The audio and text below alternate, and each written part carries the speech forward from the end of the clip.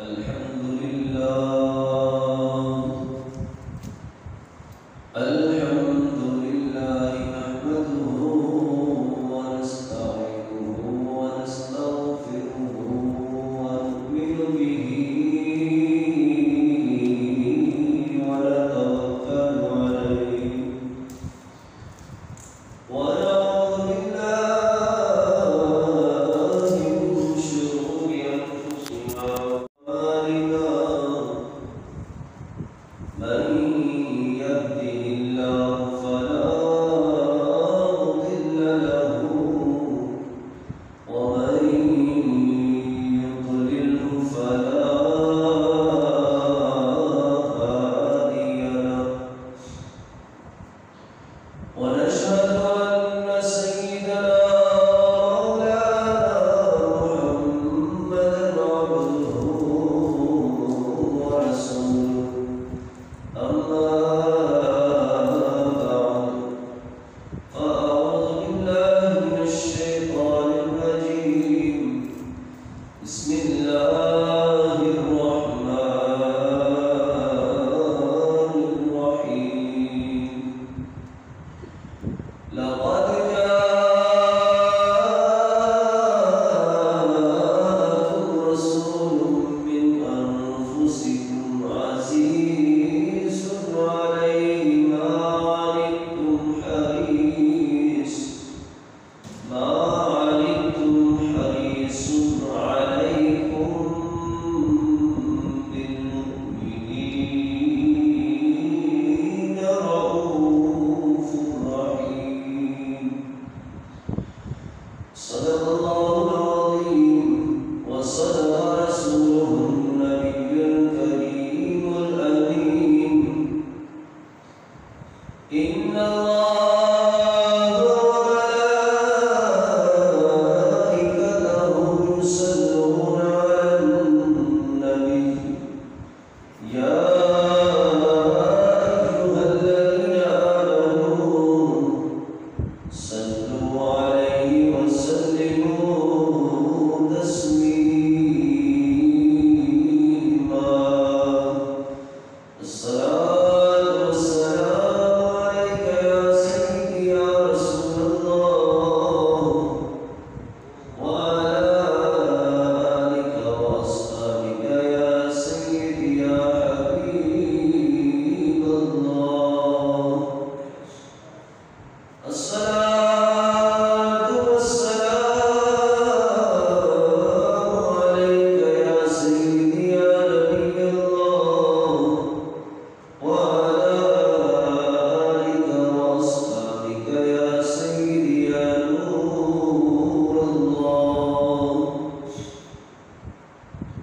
مولاي صل وسلم دائما أبدا على حبيبك خير الخلق كلهم هو الحبيب الذي ترجى شفاعته لكل هول من الأهوال مقتحم رب صل وسلم دائما أبدا على حبيبك خير الخلق كلهم بلغ العلا بكماله كشف الدجى بجماله حسنت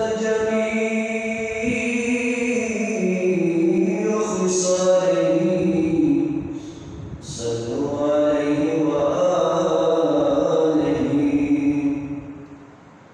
صلى الله على نبي الأمي وآله صلى الله عليه وسلم صلاة وسلاما عليك يا سيدي يا سيدي يا مكي يا مدني يا عربي يا قرشي يا هاشمي يا مطلبي يا رسول الله صلى الله تعالى عليه وسلم خالق الكائنات جل جلاله وعم مراده وأتم منهاله وآل شانه کی حمد و ثنا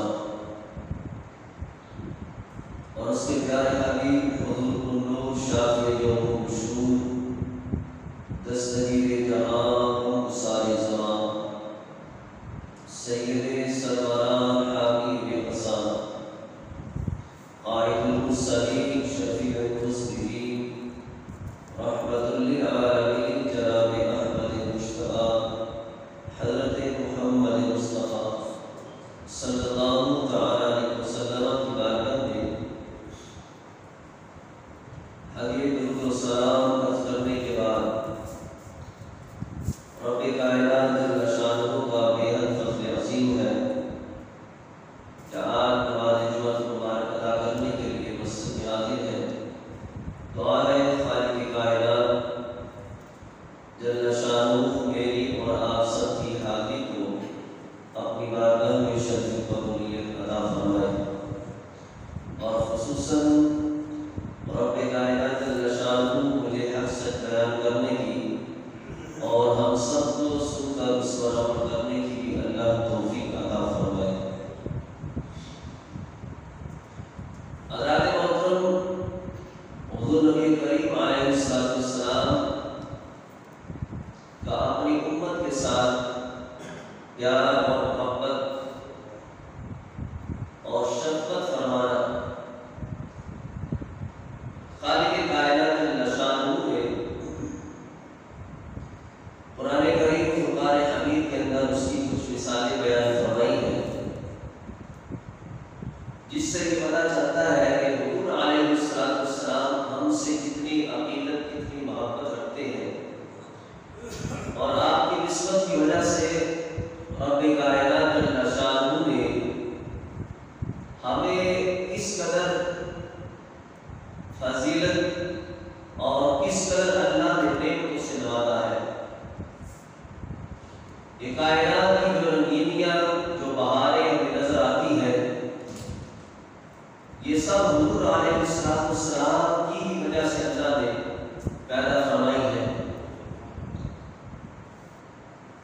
بلکہ ہمارے نبی علیہ السلام فرماتے ہیں، حدیث قدسی ہے کہ رب کائنات جل شانہ ارشاد فرماتا ہے، لولاک لما خلقت ربوبیہ، کہ اے محبوب علیہ السلام اگر تجھے پیدا کرنا مقصود نہ ہوتا تو میں اپنا رب ہی ظاہر ہونا نہ کرتا۔ تو گویا کہ حضور علیہ السلام کی نسبت کی برکت سے اللہ نے ساری کائنات کو سجایا، اور حضور کی برکت سے اللہ نے ہم غلاموں پر اتنا فضل اور کرم کیا ہے کہ اگر حضور مدینے میں ہو، امتی دنیا کے کسی بھی کونے پہ ہو، اور امتی کو اگر تکلیف ہو تو حضور علیہ السلام اس تکلیف کو محسوس فرماتے ہیں۔ حضرت ابو سعید خدری رضی اللہ تعالیٰ عنہ اور حضرت ابو ہریرہ رضی اللہ تعالیٰ عنہ یہ روایت فرماتے ہیں کہ حضور نبی کریم صلی اللہ تعالیٰ علیہ وسلم نے ارشاد فرمایا، مسلمان کو پہنچنے والی تکلیف، کوئی مشکل، کوئی پریشانی، کوئی بیماری، کوئی اذیت، کوئی ملال، کوئی دکھ تکلیف جب کسی مسلمان کو پہنچتا ہے، حتیٰ کہ اس کے پاؤں کے اندر کانٹا بھی چبھ جائے، تو اللہ تعالیٰ جل شانہ اس کی وجہ سے اس کے گناہوں کو معاف فرما دیتا ہے۔ یہ حضور علیہ السلام کی نسبت کا خاص انعام ہے امتی کو۔ امتی بیمار ہو، امتی پریشان ہو، امتی کو کوئی دکھ ہو، کوئی تکلیف ہو، کوئی بھی مسئلہ ہو، جسم کے اوپر کوئی تکلیف آ جائے، کوئی کانٹا تک ذرا سا یہ چبھ جائے، تو اتنی تکلیف پر بھی اگر وہ صبر کر لے تو اللہ تعالیٰ جل شانہ اس کو اجر عظیم عطا فرماتا ہے۔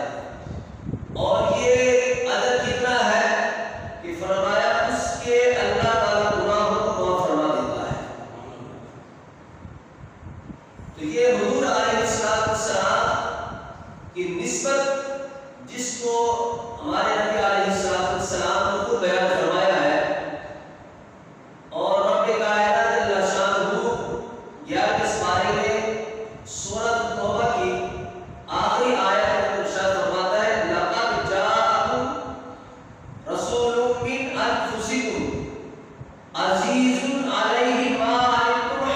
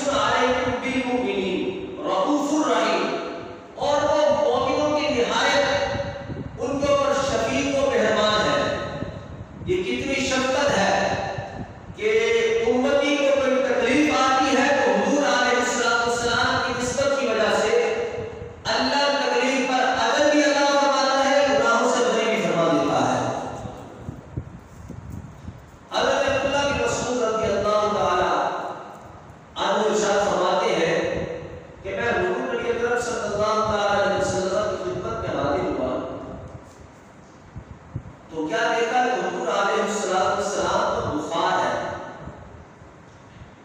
اور بخار بھی کوئی معمولی نہیں تھا، کافی شدت کا بخار تھا۔ تو فرماتے ہیں کہ میں نے عرض کیا یا رسول اللہ صلی اللہ علیہ وسلم آپ کو تو بہت شدید بخار ہے۔ تو حضور علیہ السلام نے فرمایا ہاں مجھے اتنا بخار ہے جتنا تم میں سے 2 آدمیوں کو ہوتا ہے، یعنی کہ 2 آدمیوں کا بخار، 2 بیماروں کا بخار جمع کیا ہے تو حضور فرماتے ہیں اتنا مجھے اللہ نے بخار دیا ہے۔ میں نے عرض کیا یا رسول اللہ صلی اللہ علیہ وسلم کیا اسی وجہ سے آپ کے لیے دگنا اجر ہے کہ اللہ تعالیٰ آپ کو 2 گنا ثواب زیادہ عطا فرماتا ہے؟ تو آپ صلی اللہ علیہ وسلم نے فرمایا ہاں میرا معاملہ ایسا ہی ہے، لیکن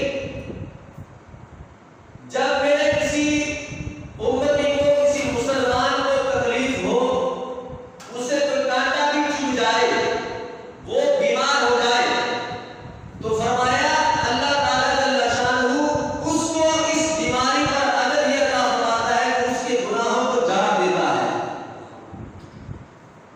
جس طرح خشک درخت کو ہلایا جائے تو اس کے جو خشک پتے ہوتے ہیں وہ بڑی تیزی کے ساتھ گرنا شروع ہو جاتے ہیں، تو فرمایا یہ میرے امتی کی شان یہ ہے کہ اگر وہ بیمار ہو تو اس کے گناہوں کو مٹا دیا جاتا ہے، لیکن میں بیمار ہوتا ہوں تو اللہ میرے اجر کو بڑھا دیتا ہے۔ اب یہاں پہ بات سمجھنے والی ہے کہ حضور علیہ السلام کو بخار آئے تو اللہ مزید درجات کو بلند فرماتا ہے، اور امتی کو بخار آ جائے، امتی کو تکلیف ہو جائے تو اللہ گناہوں سے بری فرما دیتا ہے۔ آج کچھ لوگ ایسے بھی ہیں جو حضور علیہ السلام کو گناہگار تصور کرتے ہیں۔ اب اس حدیث کے اندر یہ بیان فرمایا جا رہا ہے کہ حضور بیمار ہو تو درجے بلند ہوتے ہیں، امتی بیمار ہو تو اللہ گناہ معاف فرماتا ہے۔ تو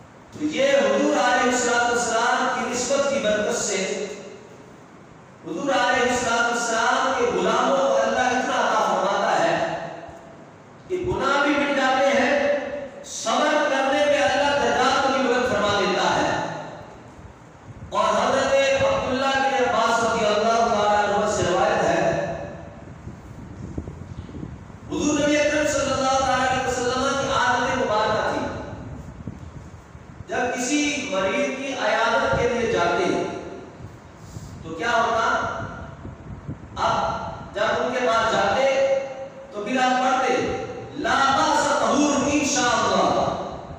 اب حضور نبی کریم علیہ السلام کو کا جو بیمار ہے وہ اس کو تسلی دیتے ہیں، آپ فرماتے ہیں کوئی ڈر نہیں اس بات پہ، انشاءاللہ اللہ نے چاہا تو یہ گناہوں کی معافی کا سبب بن جائے گی بیماری، یعنی کہ اب جو تمہیں جو بیماری آئی ہے اس میں صبر کرتے رہو، وہ چاہے سر میں درد کیوں نہ ہو، وہ بندہ شدید بیمار کیوں نہ ہو جائے، وہ بندہ شدید پریشان کیوں نہ ہو، لیکن شرط یہ ہے کہ بندہ صبر کرنے والا ہو، صبر کا دامن ہاتھ سے نہ چھوڑے۔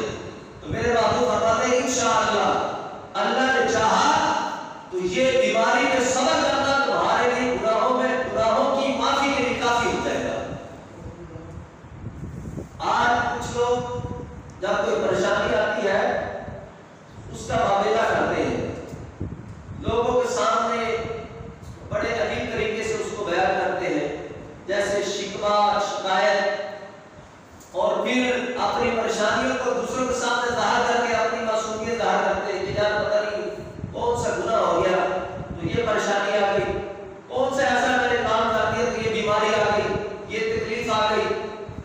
تو حضور علیہ السلام فرماتے ہیں جب اللہ کسی سے راضی ہو جاتا ہے اور اس کے درجات کو بڑھانا چاہتا ہے، گناہوں کو مٹانا چاہتا ہے، تو پھر کیا ہوتا ہے، اس پہ کوئی نہ کوئی بیماری کا غلبہ ہو جاتا ہے، کوئی پریشانی آ جاتی ہے، تو نتیجے میں کیا ہوتا ہے، اللہ تعالیٰ جل شانہ جب اس کو بیماری دیتا ہے وہ صبر کرتا ہے، اور اللہ تعالیٰ اس صبر پر اس کو انعام یہ عطا فرماتا ہے کہ اللہ اس کو گناہوں سے بری فرما دیتا ہے۔ آپ نے دیکھا ہے اکثر جب آخری وقت آتا ہے، زیادہ تر جو دیکھنے میں آیا ہے کہ بندہ مومن بیمار ہو جاتا ہے، بیماری کی وجہ سے پھر آہستہ آہستہ بندہ 2 مہینے 4 مہینے 2 دن 4 دن ہفتہ نازل بیمار رہتا ہے، اس کے بعد اس کے انتقال ہو جاتا ہے، زیادہ تر اسی طرح ہوتا ہے۔ اچانک بھی موت آ جاتی ہے، جیسے ہارٹ فیل ہو جاتا ہے، ایکسیڈنٹ ہو جاتا ہے، اس طرح مسئلہ بھی بن جاتا ہے، لیکن زیادہ تر کیا ہوتا ہے، بندہ پہلے بیمار ہوتا ہے پھر اس کے بعد آہستہ آہستہ بندہ موت کے قریب ہوتا ہے۔ اب یہ جو وقت ہے اس کا، یہ بیماری کیوں آئی، یہ پریشانی کیوں آئی، ایک تو پہلے ہی بڑھاپا ہے، پہلے ہی جسم کمزور ہے، اور پھر اس کے بعد ڈاکٹر نے آپریشن کیا، ٹیکے لگائے، انجیکشن لگائے، طرح طرح کی میڈیسن کھانی پڑی، اور 100 اس طرح کے معاملات ہوتے ہیں۔ اب بندہ پہلے بڑھاپے میں کمزور جسم، پھر اس کے بعد یہ سارے مسائل، پھر جب اس میں صبر کرتا ہے تو اللہ اس کو وہ مقام عطا فرما دیتا ہے جو مقام ساری زندگی کی عبادت، ریاضت، سجدے، تلاوت سے وہ مقام بار مرتبہ نہیں ملتا ہے، جو مقام اس بیماری پر صبر کرنے کے اللہ تعالیٰ عطا فرما دیتا ہے۔ یعنی کہ ساری زندگی کی عبادت اپنی جگہ پہ، پھر بھی وہ مقام و مرتبہ جس کو وہ پانا چاہتا ہے، بار مرتبہ ایسا ہوتا ہے بندہ اپنی عبادت کی وجہ سے اس مقام تک نہیں پہنچ پاتا جس مقام تک اللہ اس کو بیماری پہ صبر اور صبر میں اجر عظیم عطا فرما کے اس کو اس مقام پر پہنچا دیتا ہے۔ تو اس سے یہ پتہ چلتا ہے کہ یہ بیماری کا آنا، یہ تکلیف کا آ جانا، یہ در حقیقت رب تعالیٰ جل شانہ کی رضا بننے کی علامت ہے۔ ایک موقع پہ میاں بیوی آپس میں وہاں پہ گفتگو تھے، تو گھر کا نظام بڑا اچھا چل رہا ہے، نہ کوئی پریشانی کا کوئی تکلیف، بہت اچھا نظام چل رہا ہے، بچوں کی پرورش ہو رہی ہے، ہر چیز ٹھیک ہے، نہ کوئی لڑائی نہ جھگڑا کچھ بھی نہیں۔ ایک دن بیوی نے اپنے شوہر سے مطالبہ کر کے مجھے طلاق دے دی۔ اب جناب عالی یہ بیوی جو ہے اپنے شوہر کو کہتے ہیں مجھے طلاق دے دو۔ اب شوہر نے پوچھا کہ جناب عالی تمہیں تکلیف کوئی پریشانی تو مجھے بتا، کوئی کسی لحاظ سے، کوئی پیسے کے معاملات کے اندر، کھانے پینے کے معاملات کی وجہ سے، کوئی گھر کے اندر کوئی ناچاری، کوئی تکلیف، کوئی دکھ، کوئی درد، کوئی ایسی بات ہے تو مجھے بتا جس وجہ سے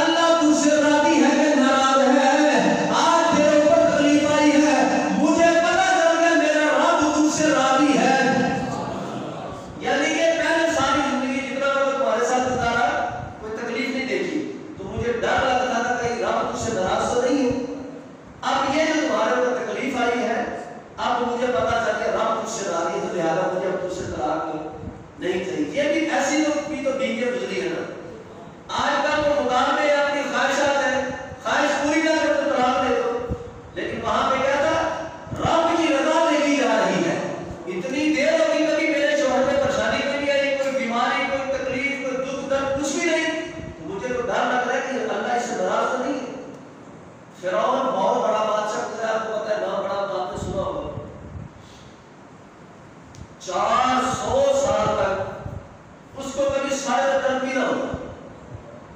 یہ کیا تھا؟ رب تعالیٰ کی ناراضگی تھی. پھر جب رب کی پکڑ میں آیا تو آ گئی. یعنی کہ بعض مرتبہ ایسا ہوتا ہے بندے کی ساری زندگی بڑی پرسکون گزر رہی ہوتی ہے، وہ بندہ کہتا ہے یار مجھے تو کوئی تکلیف کوئی نہیں، مجھے تو کوئی پریشانی کوئی نہیں، کوئی دکھ درد کوئی ایسا معاملہ ہی کوئی نہیں. لیکن ایک دوسری طرف دیکھے ایک بندہ غریب ہے، آئے دن کوئی نہ کوئی بیماری، کبھی بچہ بیمار، کبھی بیوی بیمار، کبھی خود بیمار، کبھی گھریلو معاملات، کبھی بے روزگاری، 100 طرح کے معاملات ہوتے ہیں. تو بندہ بار بار شکوہ شکایت کرتا ہے. شکوہ شکایت کرنے سے جو اجر ملنا ہوتا ہے وہ بھی ضائع ہو جاتا ہے اور بیماری کا غلبہ اور اس کی تکلیف اپنی جگہ پہ. اور اگر جہاں پہ بندہ صبر کرے، یہ نہ دیکھے کہ جہاں فلاں بندہ جو ہے وہ نماز بھی نہیں پڑھتا، ساری صورتیں اللہ نے اس کو دی ہے. یہ دیکھ اللہ نے اگر تجھے ظاہر طور پہ سہولت نہیں دی، لیکن اللہ نے تجھے اپنی رضا ضرور عطا فرمائی ہے. تو اس لیے بیماری پہ صبر، تکلیف پہ صبر، اس پہ اللہ تعالیٰ جل شانہ اپنی رضامندی عطا فرماتا ہے. بلکہ ایک حدیث پاک میں کہتا ہے کہ حضور نبی کریم علیہ السلام کے ساتھ ایک یہودی بچے کو محبت ہو گئی. ایک یہودی تھا تو اس کا ایک بیٹا تھا، اس کو حضور سے محبت ہو گئی. کافی وقت گزر گیا، حضور علیہ السلام کے ساتھ جناب علی محبت، حضور علیہ السلام کے ساتھ پیار میں اظہار نہ کر سکا. لیکن یہ وقت گزرتا جا رہا ہے، یہ محبت جو ہے یہ جنون پکڑ گئی، یہ محبت بہت زیادہ بڑھ گئی، حتیٰ کہ وہ بندہ کو جو بچہ ہے یہودی کا وہ قریب المرگ ہو گیا. محبت مصطفیٰ کی وجہ سے آپ ڈاکٹر آ رہے ہیں، طبیب آ رہے ہیں، علاج کر رہے ہیں، کسی کی سمجھ میں مرض نہیں آتا کہ کیا بیماری ہے، کیا تکلیف ہے جس نے اس کو جناب اس بچے کو موت کے منہ کے اندر دھکیل دیا ہے. اب وہ جو یہودی کا باپ اپنے بیٹے کو پوچھ رہا ہے کہ اے میرے بیٹے آخر بتا تجھے بیماری کیا ہے، تجھے تکلیف کیا ہے. اب ڈرتے ڈرتے ٹوٹے ہوئے لہجے میں کہتا ہے ابا جی اگر آپ ڈانٹے نہ تو پھر میں آپ سے بات کروں. وہ باپ کہتا بیٹا اس حالت میں میں نے تجھے کیا ڈانٹنا ہے، اس حالت میں میں نے تجھے کیا کہنا ہے، بتا تو کیا کہنا چاہتا ہے. اب وہ یہودی کا بیٹا کہتا ہے ابا جی مجھے مسلمانوں کے نبی محمد سے محبت ہو گئی ہے، میں دیکھنا چاہتا ہوں، میں حضور سے پیار کرتا ہوں، میں حضور علیہ السلام کا آخری وقت میں دیدار کرنا چاہتا ہوں. اب وہ یہودی اب جناب علی جب یہ بات سنی اس نے کہا اچھا یہ بات اب تو کہنا کیا چاہتا ہے، اب تو کیا پسند کرتا ہے. وہ کہتا میں دیدار مصطفیٰ کرنا چاہتا ہوں. اب وہ یہودی جناب علی حضور کی بات میں حاضر ہوا. حضور علیہ السلام نے کہا یہودی آیا ہے، پوچھا کیا بات ہے. فرمایا میرا بیٹا آپ کے ساتھ محبت کرتا ہے، قریب المرگ ہے، اس کی آخری خواہش ہے کہ میں آپ کا دیدار کروں. اب حضور علیہ السلام جب یہ سنا کہ یہودی ہو کے مجھ سے محبت کرے اور موت کا وقت قریب ہے اور ایسے ہی وہ چلا جائے دنیا سے، کیسے ہو سکتا ہے. اب اتنی زندگی جو اس نے عشق مصطفیٰ میں گزاری، آخری وقت بیماری کا غلبہ، پھر بیماری جسمانی نہیں عشق مصطفیٰ کی بیماری ہے. یہ بیماری کسی کسی کو نصیب ہوتی ہے، جس کا عشق صادق ہو، سچا عشق ہو، اللہ اس کو یہ بیماری عطا فرماتا ہے. اب میرے محبوب علیہ السلام یہودی کے گھر میں گئے، کچھ صحابہ ساتھ گئے ہیں. اب وہ بیٹا جو ہے میری بیماری کے غلبے کی وجہ سے نڈال پڑا ہے. اب اس کے بعد نے کہا بیٹا دیکھ جس سے تو محبت کرتا ہے وہ آج میرے سامنے کھڑے ہیں. اب یہودی کے بیٹے نے آنکھیں کھولی، اب جسم کے اندر اتنی طاقت نہیں، اتنا زور نہیں کہ زور سے بول سکے. میرے محبوب علیہ السلام نے اپنے کان مبارک قریب کیے. اب وہ یہودی جناب علی کچھ کہنا چاہتا ہے لیکن جناب علی زبان سے کچھ کہہ نہیں سکتا. میرے محبوب علیہ السلام نے فرمایا اگر تو یہ چاہتا ہے تو مجھ سے محبت کرتا ہے پھر میرا کلمہ پڑھ لے، اللہ تجھے جہنم سے آزادی عطا فرما دے گا. اب وہ بیٹا کبھی باپ کی طرف دیکھے، کبھی میرے مصطفیٰ کی طرف دیکھے. اب باپ نے کہا جیسے تیرا محبوب کہتا ہے ویسے ہی کر لے. اب میرے محبوب علیہ السلام نے فرمایا کہ پڑھ میرا کلمہ. بس جیسے ٹوٹے پھوٹے الفاظوں سے کلمہ پڑھا، ادھر کلمہ پڑھنا تھا ادھر حضرت اسرائیل علیہ السلام آ گئے. اب موت کا فرشتہ آ گیا، وہ قبض کر لی گئی. تو میرے محبوب علیہ السلام اس کے جنازے پہ چل رہے ہیں. کتابوں میں آتا ہے ایسا پنجوں کے بل چلتا ہے. جگہ کم ہو تو بندہ پنجوں کے بل چل کے بندہ آگے بڑھتا ہے. تو صحابہ نے دیکھا فرمایا حضور یہ انداز آخر وجہ کیا ہے؟ آپ نارمل پوزیشن میں کیوں نہیں چل رہے؟ تو میرے محبوب فرماتے ہیں رب نے اتنے فرشتے اس کے جرادے میں بھیجے ہیں کہ پاؤں رکھنے کے لیے مجھے جگہ نہیں ملی.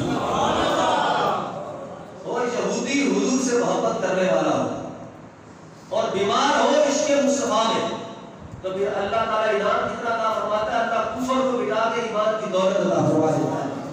اور اگر ایماندار مسلمان مومن بیمار ہو کے دنیا سے جائے اللہ تعالیٰ اس کے مزید درجات کے اندر بلندی عطا فرما دیتا ہے. اور میرے محبوب علیہ السلام فرماتے ہیں جب کوئی بندہ قریب الموت ہو مرنے کے قریب ہو تو پھر اس کو کلمے کی تلقین کی اس کے پاس بیٹھ کے کلمہ پڑھا جائے. یعنی کہ اس کے پاس بیٹھ کے اللہ کا ذکر کیا جائے, حضور علیہ السلام کا ذکر چھیڑ دیا جائے. جب وہ کلمہ پڑھتے ہوئے دنیا سے جائے گا تو نتیجہ کیا ہوگا؟ اللہ تعالیٰ جل شانہ اگر چاہے گا تو اس کے سابقہ گناہوں کو مٹا دے گا. تو اس وجہ سے کوئی بندہ بیمار ہو بیماری پہ صبر کرتا رہے اور پھر آخری وقت کے اندر اس کے لیے دیکھو کہ کتنی بڑی بشارت ہے کہ وہ بندہ گناہوں سے بری بھی ہوتا ہے. اور پھر یہ بشارت صرف اس کے لیے خاص نہیں ہے, جو بندہ اس کی عیادت کرنے کے لیے بھی جاتا ہے. میرے محبوب علیہ السلام فرماتے ہیں, حضرت علی مرتضیٰ شیخ خدا اس کو بیان فرماتے ہیں اس حدیث کو کہ نبی کریم علیہ السلام نے فرمایا جب کوئی بندہ صبح کے وقت اگر کسی بیمار کی بیماری کے لیے جاتا ہے 70,000 فرشتوں کی ڈیوٹی لگ جاتی ہے. اب وہ کرتے کیا ہے؟ وہ اس بندے کے لیے مغفرت کی دعا کرتے رہتے ہیں.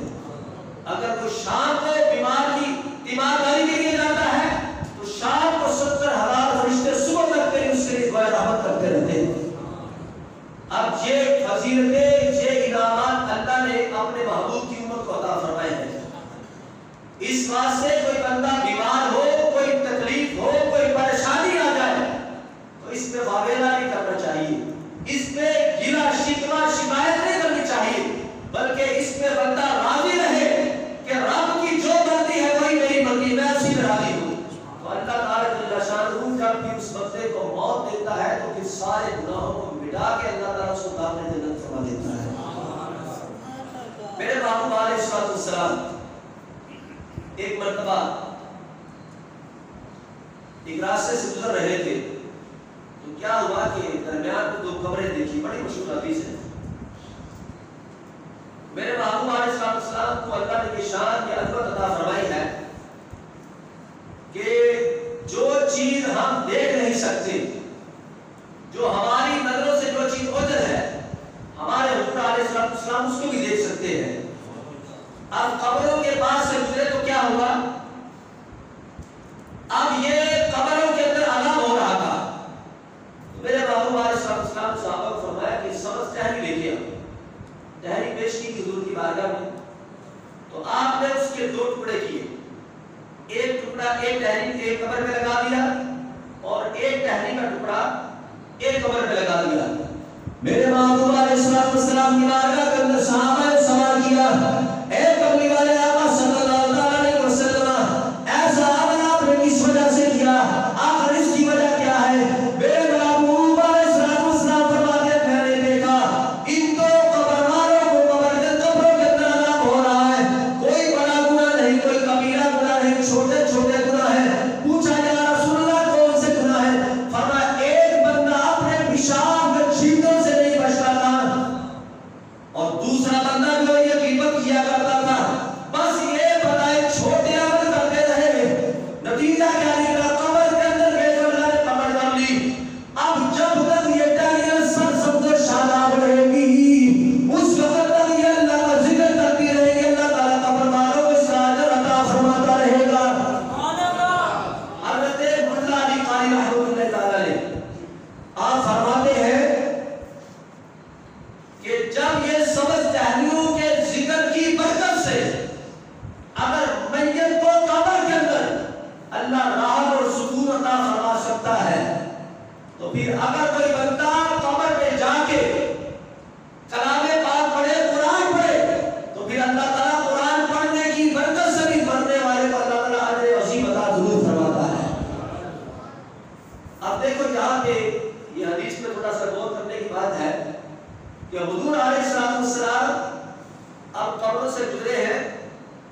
اب یہ بھی ایک نگاہ نبوت کا کمال ہے کہ قبر کے اندر کیا کچھ ہو رہا ہے یہ بھی حضور جانتے ہیں، اور پھر کس وجہ سے عذاب ہو رہا ہے یہ بھی حضور جانتے ہیں۔ نہ کوئی فرشتہ آیا بتانے کے لیے کہ حضور یہ وجہ تھی، اس وجہ سے تو عذاب ہوا، نہ کوئی وحی نازل ہوئی، تو حضور علیہ السلام نے خود بتا دیا کہ یہ بندہ پیشاب کے چھینٹوں سے نہیں بچنا چاہتا۔ اب پیشاب ہوتا ہے اعلانیہ کرتا ہے کہ چھپ کے کرتا ہے؟ چھپ کے کیا جاتا ہے؟ پتا چلا جو عمل ہم چھپ کے کرتے ہیں حضور جانتے ہیں۔ آپ کو سمجھ لگی؟ ہم جو بھی عمل چھپ کے کریں یا ظاہر کریں ہمارے حضور جانتے ہیں۔ اگر پیشاب کرنے والی حالت جس سے ہمارے والدین بھی بے خبر ہوتے ہیں، ہمارے دوست احباب گھر والے بے خبر ہوتے ہیں، ہم ایک بند کمرے میں جا کے ہم پیشاب کرتے ہیں، لیکن حضور اس عمل کو بھی جانتے ہیں، اور بعض مرتبہ ہمیں پتہ نہیں چلتا ہمارے کپڑوں کو چھینٹیں پڑی ہے یا نہیں پڑی، حضور اس عمل کو بھی جانتے ہیں اس کے کپڑے پاک ہے یا ناپاک ہے۔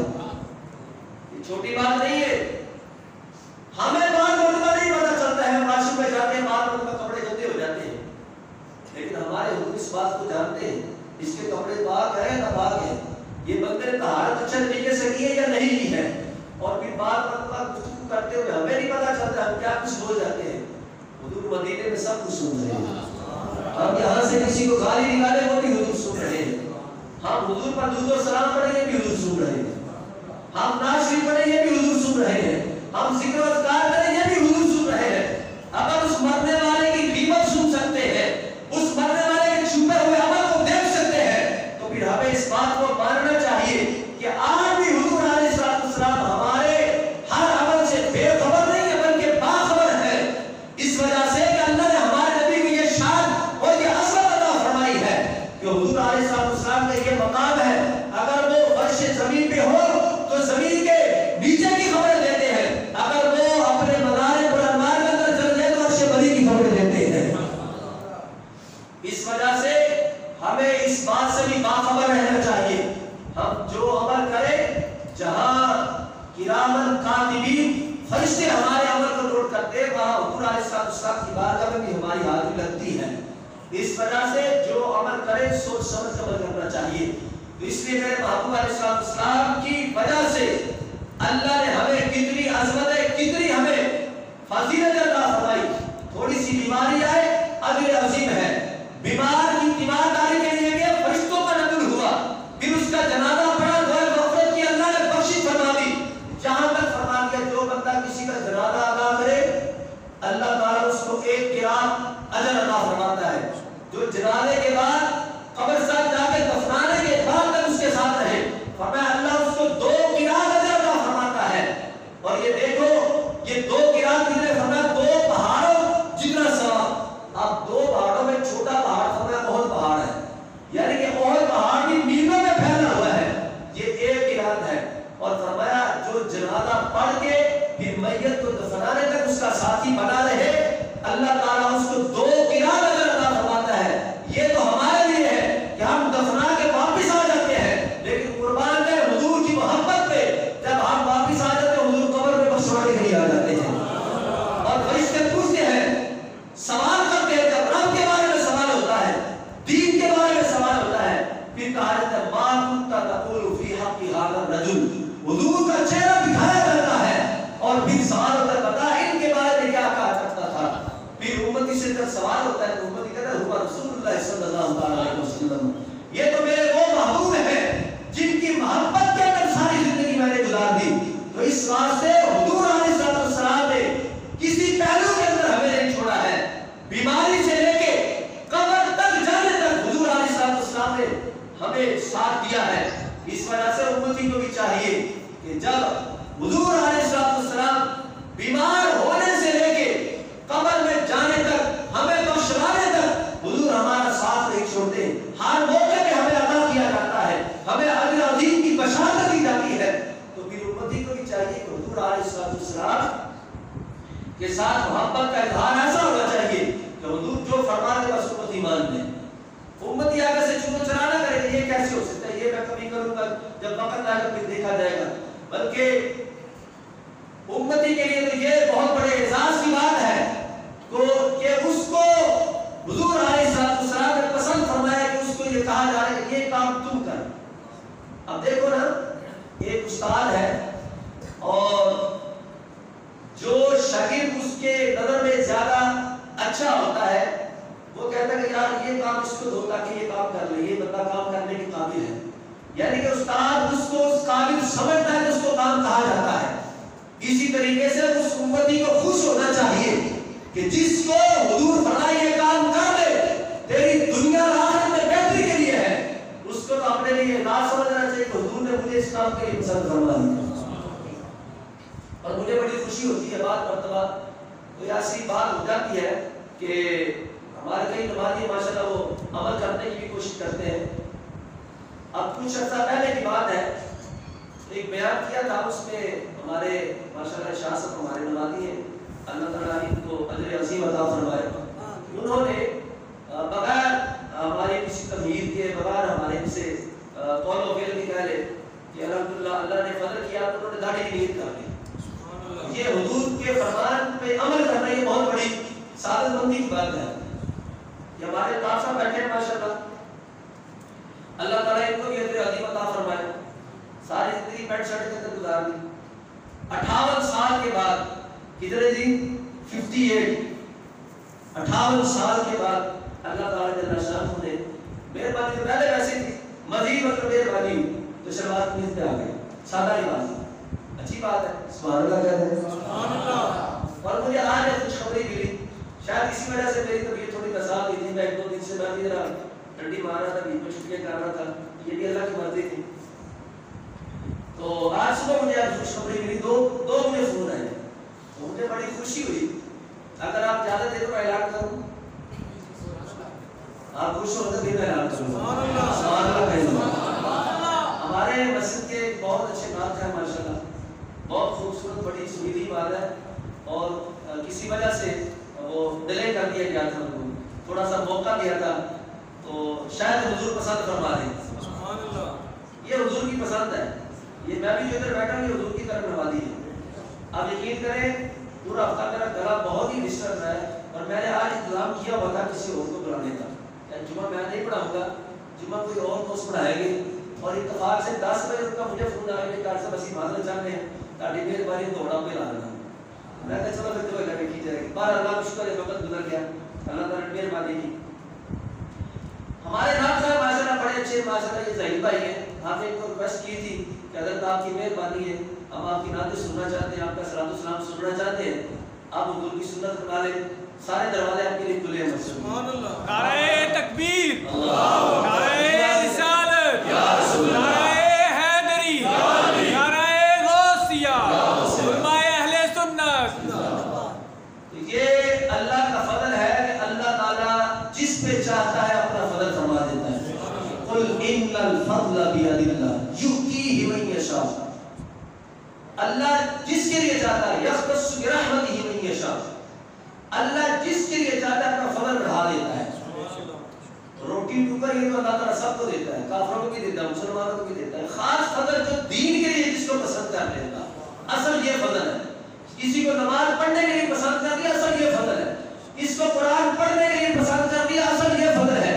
کسی کو حضور کا ذکر کرنے کے لیے پسند کر دیا، اصل یہ رب کا فضل ہے. اور کسی کو حضور کی سنت سجانے کے لیے پسند کر یہ رب کا فضل ہے. اور الحمدللہ ظہیر بھائی نے مجھے جس طرح کال ملی، 2 مجھے فون آئے کہ الحمدللہ نیت کر لی، آج انشاءاللہ تعالیٰ ان سے ہم سلام بھی سنیں گے. اور انشاءاللہ تعالیٰ دعا کو ہے کہ امید ہے کہ اب یہ داڑھی میرا چھوٹی نہیں ہوگی، کم از کم 1 مٹھی تک. یہ داڑھی بھی اتنی رکھنا سنت ہے کہ یہ ایک ایسے پکڑ لے. آپ یہ نیچے سے جو بال آپ کو نظر آ رہے ہیں یہ میں کاٹ سکتا ہوں، اتنی شریر میں اجازت دی ہے. اپنے ہاتھ کو ایسے پکڑ لیں، پھر نیچے سے جو بال جو چند نکلے اس کو آپ کاٹ سکتے ہیں. اپنے ہاتھ سے اگر کم ہے بال تو اس کو کاٹنا منع ہے، ناجائز ہے، حرام ہے، گناہ ہے. تو دعا کرتے ہیں اللہ تعالیٰ ہم سب کو سنت مصطفیٰ اپنے چہرے پر سجانے کے اللہ توفیق عطا فرمائے. اس کی برکت سے انشاءاللہ پر ذکر مصطفیٰ کرتے رہیں گے. قبر میں جائیں گے حضور دیکھ کے خوش ہو جائے کہ میرا عاشق آ گیا. عاشق کو دلال داڑھی والے تھوڑی ہوتے ہیں، داڑھی ہو تو بھی پتہ چل رہی ہے حضور کا غلام تھا. اس لیے ہم نے پہچان رکھنی چاہیے. اللہ تعالیٰ ہم سب کو حضور علیہ السلام کے ساتھ پکی اور سچی محبت کی توفیق عطا فرمائے. آمین.